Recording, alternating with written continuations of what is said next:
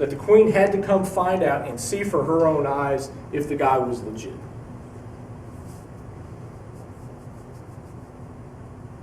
Anybody here have a reputation?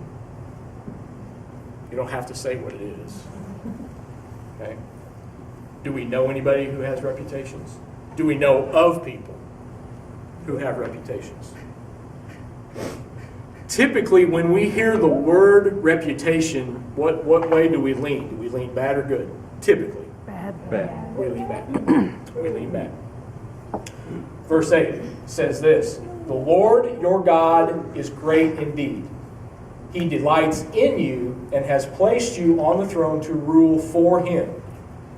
Because God loves Israel so much and desires this kingdom to last forever, he has made you king so that you can rule with justice and righteousness." She travels all this way to find fact of the rumors.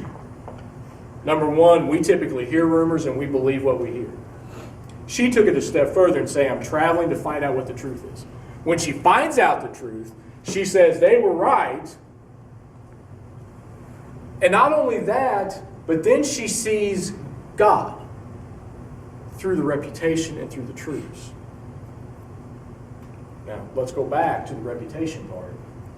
Typically, when we hear people that have reputations, what's the last thing that we think about when we hear about their reputations? God. God is typically nowhere involved in the reputation. The reputation is typically bad. So we're not going to see God through that, but she did. So, let me ask you this question. As it stands right now, today, what does your reputation reflect about you? Hard question. One that many of us probably don't want to answer. But what does your reputation in the community and those that you're around and maybe not around, what does it say about you? Is it like Solomon's? Or is it like on the other side of things? Okay. The man of integrity walks securely, but he who takes crooked paths will be found out.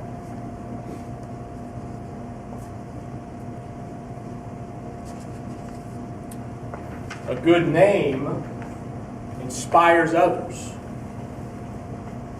Paul writes to the people of Corinth. He says this, he says, "Follow my example, as mine is the example set by Christ." Follow my example, as I follow the example of Christ. This was his charge to those people. As a follower of Jesus Christ, and we all happily admit that we are followers of Jesus Christ, yes? We should be that example. We should be inspiring to other people. But how many of us have said, and I've heard this from my own daughter's mouth, that I'm not inspiring, I'm just a stay-at-home mom. I can't really affect anybody because I'm just at home. Or how about I'm not inspiring because I'm just a preloader? Or I'm not inspiring just because I'm just a concrete worker. Or I work at Kalo and I'm buried in the dungeon. Or I'm just an engineer. Or I'm just a retailer. Or I'm just a single parent. Or I'm not inspiring because I'm just a teenager. Where's yours, buddy? Okay. How many of us truly believe the fact that we're not inspiring just because we are a what? Think about it.